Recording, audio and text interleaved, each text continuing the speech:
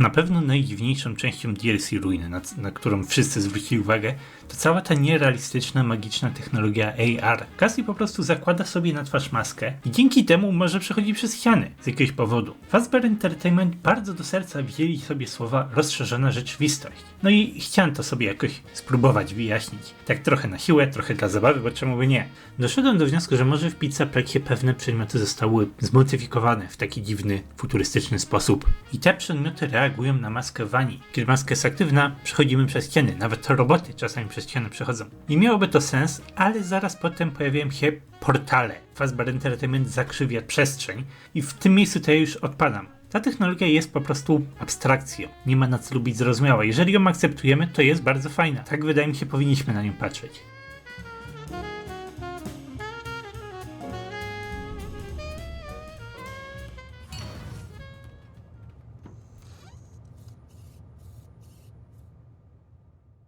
O czym jest w ogóle DLC Ruin, jakie ma wątki ta historia, co Steel chciał tutaj przekazać, no i jak im się to udało. Chcę zrobić z tego filmu takie ogólne podsumowanie i moje przemyślenie na ten temat. DLC Ruin w największej mierze opowiada o ruinie, jak sama nazwa wskazuje. Widzimy zmianę, bo wiemy jak wyglądał Pizzaplex. Byliśmy w środku, podróżowaliśmy po całym tym miejscu, a teraz widzimy inny Pizzaplex. Zniszczony. Kiedyś tętnił życiem, był ciekawy, kolorowy, pełen atrakcji. Na każdym kroku było gotowe przywitać nas wiele staffbotów, które ze swojej życzliwości wołały jakiegoś animatronika, żeby nam dotrzymał towarzystwa. Tego już nie ma. Poznajmy te same miejsca na nowo. No i Cassie na pewno ma co do tego miejsca jeszcze więcej emocji, bo Cassie zna to miejsce. Była tutaj normalnie, korzystała z tych wszystkich atrakcji, jej tata najwyraźniej tutaj pracował. Nie miała powodu bać się animatroników i podoba mi się, że z początku tak właśnie się zachowuje. Dla niej to są po prostu zniszczone wersje przyjaznych maskotek, to nie są potwory. Przez większość czasu to się w ogóle można powiedzieć, że ktoś kontroluje te przyjazne maskotki, a one same z siebie złe nie są.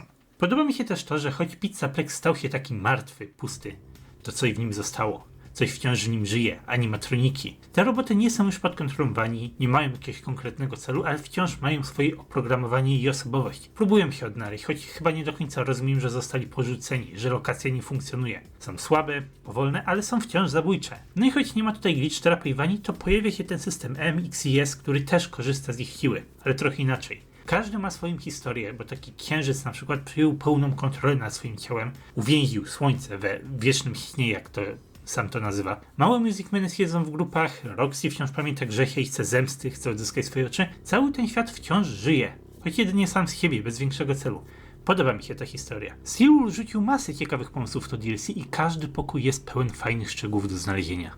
Ale to nie wszystko, bo DLC Ruin opowiadał jeszcze jednym Pizzaplexie, bo mamy nie tylko zrujnowaną jego wersję, ale odkrywamy też cybernetyczny Pizzaplex. Technologię przyszłości, czyli cały ten świat Vani przez literkę I, który widziała Vani przez literkę Y.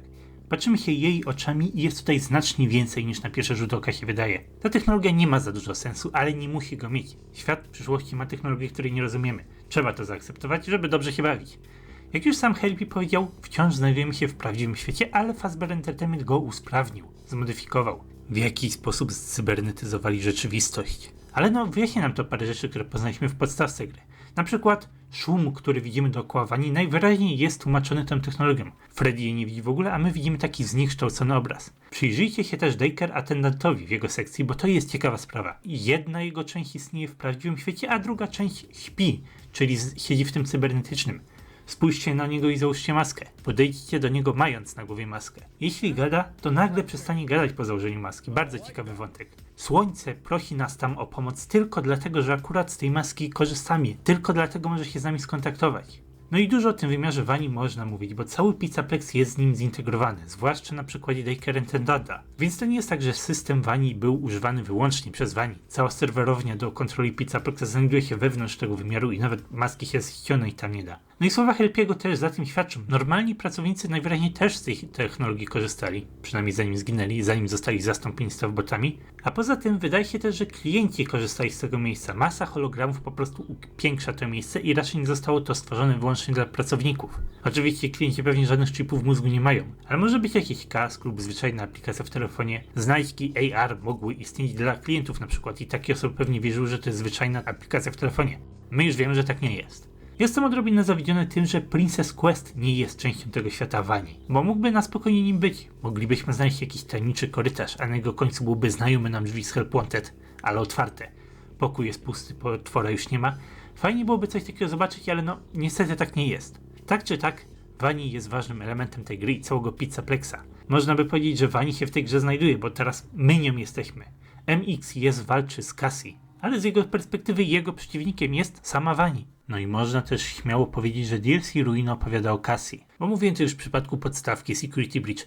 Burntrap nie był głównym bohaterem tej gry, Grzesiek nim jest. I historia opowiada o Grzesiu, o jego przyjaźni z Freddym, na tym gra się skupia. I na takiej samej zasadzie DLC Ruin opowiada o Cassie. Została zaproszona tutaj przez Grzegorza, a raczej przez Mimika, i jest oszukiwana przez całą grę. Poznajmy jej przygodę, jej wędrówkę po Pizzaplexie. Czasami wyciąga mądre wnioski, ale się ich nie trzyma. Poprzez znajdźki poznajmy jej przemyślenia i doświadczenia. Gra opowiada o robocie, którego Cassie lubiła najbardziej, o Roxy. Opowiada o jej ojcu, który najwyraźniej był technikiem w Pizzaplexie i nawet dawał Cassie wczesny dostęp do niektórych atrakcji.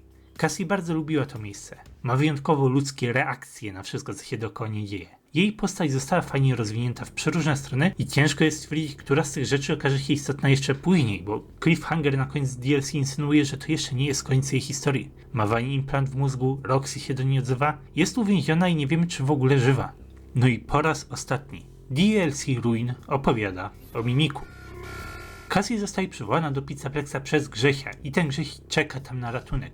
Z tym, że to nie jest Grzesiek. Poznajmy robota uwięzionego głęboko pod Pizzaplexem. No i celem tego robota jest mimikować, czyli imitować innych. Widzimy to w grze poprzez to, że udaje Grzesia i chyba szczerze wierzy, że Grzesiem jest. Fani wyłapali dosyć ciekawy szczegół w sekretnym zakończeniu, bo strój, którego tam używa, wydaje się imitować Grzesia. Zniszczył stroje i stworzył z nich imitację. Jego postać ma niebieską koszulkę, zegarek na ręku, podobne włosy jak Grzesiu, wszystko się zgadza. No i jeżeli to byłoby dla nas za mało, pliki gry nazywają to postać Mimik. To wystarczająco, żebyśmy byli w stanie wyciągnąć odpowiednie wnioski na temat tego, czym ten robot jest, nawet bez potrzeby używania książek. Robot jest niebezpieczny, bo jest w stanie wyłączyć elektronikę, hakować sprzęt. No i robot jest żonny krwi, chce uzyskać wolność, a nasze działania cały czas go w tym kierunku zbliżają. No i Mimik to zdecydowanie jest Burntrap, choć nie wszyscy się z tym zgadzają. Trochę się z tym nie dziwię. No tak naprawdę więcej jest między nimi różnic niż podobieństw. Książki też niczego jeszcze nie potwierdziły. Ale nie widzę żadnego powodu, dla którego to miałby być ktoś inny. DLC nie ma sensu wprowadzać tutaj zupełnie nowego złoczyńcy. Steelwool miało za to każdy powód, żeby naprawić historię Burntrapa, bo wyraźnie nie została ona dokończona w podstawce. No i właśnie to zrobili, bo DLC skupia się dokładnie na podziemnym Freddy's. Opowiada historię postaci, która jest tam uwięziona, opowiada historię postaci, którą Grzesiek i Vanessa uwięzili tutaj. Jeszcze zamontowali antywirusa, żeby nikt nie był w stanie uwolnić potwora z piwnicy. Ten potwór musi być bezpośrednio związany z podstawą gry, bo to właśnie DLC robi. Rozwija i kontynuuje fabułę. Mimik jest rozwinięciem wątku, który już w grze istnieje, a bezpośrednio wiąże się z Burntrapem i jego niedokończonym wątkiem. Wyjaśnienie tego wątku powinno być głównym celem DLC. I wydaje mi się, że właśnie dlatego historia nie kontynuuje od zakończenia z Burntrapem, bo to zakończenie było niedokończone i Steelwool robi swoje drugie podejście na Burntrap Ending. No bo jasne, Scott lubi tworzyć chamskie twisty. Fakt, że Burntrap nie jest Williamem, to jest chamski twist, więc czemu by nie uznać sprzecznej teorii, że to Mimik jest chamskim twistem i tak naprawdę nie jest Burntrapem? No, nie ma to sensu, bo ten twist wcześniej jakieś znaczenie miał. Ciężko jest coś takiego założyć teraz. Powiązania są bardzo ważne i nie ma powodu wprowadzać tutaj kogoś nowego, oderwanego od wydarzeń z podstawki i oderwanego od Burntrap Endingu. Nie. Mimik to Burntrap i właśnie o tym opowiada DLC Ruin, tak uważam.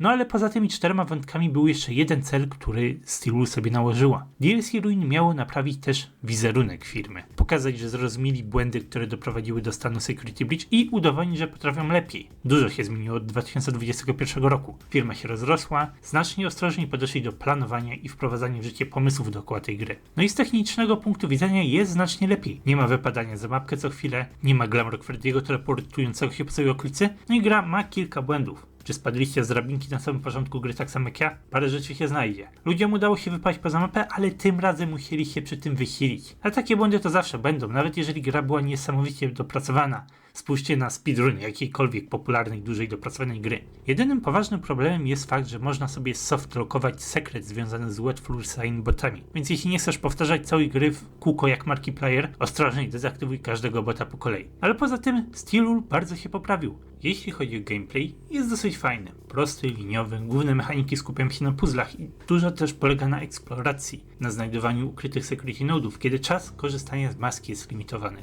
Gra polega na łamaniu zabezpieczeń, więc dostajemy title drop. No i niestety opinie są mieszane. Gameplay jest czasami zbyt liniowy i ma za mało mechanik, za często się powtarzają. Gra wydaje się być trochę pusta. Kamery dalej są niestety bezużyteczne i Steel wrzucił w nie puzzle, bo nie ma tutaj za bardzo śledzenia animatroników, czy w ogóle orientacji w terenie, ale no, choć ta krytyka jest sensowna, to nie przekreśla jeszcze wszystkiego innego. Puzzle do pewnego momentu są fajne, eksploracja zrujnowanego Pizzaplexa jest bardzo fajna i jeżeli ta część gry jest dla ciebie ważna, to jesteś w stanie przetrwać trochę nudne mechaniki. To nie jest tak, że gra jest pusta i nic w niej się nie dzieje. Jest dosyć ciekawie, jest na pewno inaczej niż w podstawce. Animatroniki tak często nas nie zabijają, bo są powolne i pewnie większość waszych śmierci to upadek w przepaść w sekcji nad golfem Montiego. Ale wszystko ma swój urok. Gra jest znacznie bardziej fabularna niż wcześniej i dużo można z niej wyciągnąć.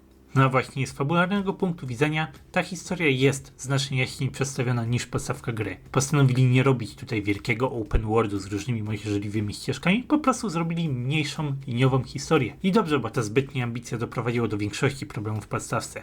Teraz dostaliśmy coś mniejszego, prostszego. Nie możemy kłócić się o to, że Mimik jest wyjaśniony w książkach, ale nie zmienia to faktu, że wydarzenia z DLC Ruin są jasno przedstawione. Ktoś imitujący Grzesia woła Cassie o pomoc, a na miejscu dziewczynka odkrywa tajemniczego robota, którego celem jest imitowanie innych. Wiele osób zwróciło też uwagę na to, że można się przysłuchiwać w walce Mimika z Roxy. Wygląda na to, że Mimik zniszczył ją i ukradł jej głos. Wskazówki są i dużo ich jest. To nie jest coś, co wymaga książek do zrozumienia. Może wymagać teorii czy dwóch, ale tak to we FNAFie zawsze było. To jest jeden z najjaśniej przedstawionych wątków w grze Scotta, a cała reszta to materiał do teorii, do dyskusji na temat Mimika. Rozumiem też to, że zakończenia niekoniecznie wyglądały tak dobrze, jak wszyscy by chcieli. Zwłaszcza Scooper Ending, który pojawił się znikąd i wiele nie wyjaśnił. No zgadzam się, dziwne jest to trochę. Trzeba dać temu wątkowi czas na teorię, bo może coś się znajdzie. Ta część tak jasna nie była jak główne zakończenie. Ale nie wydaje mi się, że to przekreśla wszystko inne. Jest dobrze, ale nie jest perfekcyjnie po prostu. Widać wiele dobrych kroków do przodu w tym DLC. Steel się postarało. Ale z uwagi na to, że stan techniczny Security Breach pozostawił wiele do życzenia, to pojawiło się bardzo dużo oczekiwań wobec tego DLC.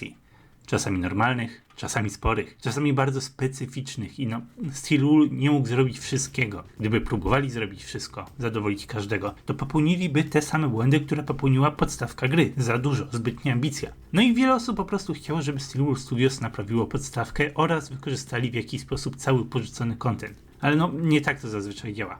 Nie ma sensu według mnie robić jakiegoś wielkiego potworka ze wszystkiego, co nie zostało wykorzystane. Oczywiście niektóre pomysły zostały wykorzystane, bo może pamiętacie, że Wani miało się pojawiać w dowolnym miejscu, jeżeli zbyt długo tam siedzimy.